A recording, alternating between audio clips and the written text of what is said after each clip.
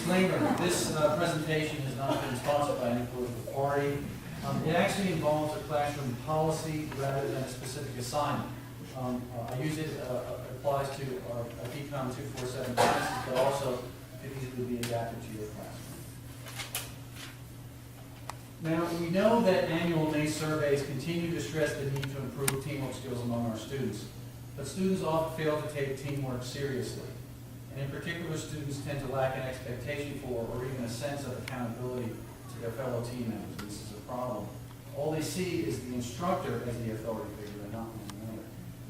So I decided that it was time for a little tough love based upon a pop culture reference that was readily available to students even before Mr. Trump became Fortress number 45.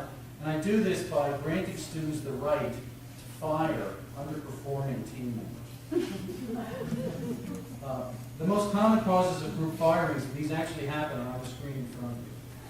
And once a group level of frustration reaches a point of no return, what happens is the remaining team members vote to terminate their association with an underperformer. They then forward a firing request to the instructor with their rationale for the firing. And I vet that for reasonability. And by the way, to date, I've never turned down a firing request. However, in order to prevent altercations between students, we don't want this. It's the instructor alone by policy who delivers the bad news to an affected student. However, before I do this, I poll the remaining members of the team to inquire whether or not the fired teammate may use the materials that have been gathered by the group to date to complete the version of the team report and to allow that student to do that report on his or her own. Fired students receive 0 grades on the team oral presentation because, of course, they don't give one. That's about 10% of their grade. They may complete a technical report that's also worth about 10% too on their own, possibly on the same topic as the original group, but possibly not if that's what the group decides. I would suggest that the most critical implementation point about trumping is that the firing policy has to be unambiguous. And it has to be regularly reiterated to students so they know that it's real. We even have a symbol for it. Don't let that happen. I tend to schedule, by the way, group deliverables later on in the semester so that students can get to know one another and work with one another before the team project actually begins, hopefully develop a sense of familiarity and trust with one another. And I remind them periodically throughout the semester about their level of accountability to one another and about the fact that it's who it is that they have to keep happy and satisfied, and it's not me. So what have been the policy's results?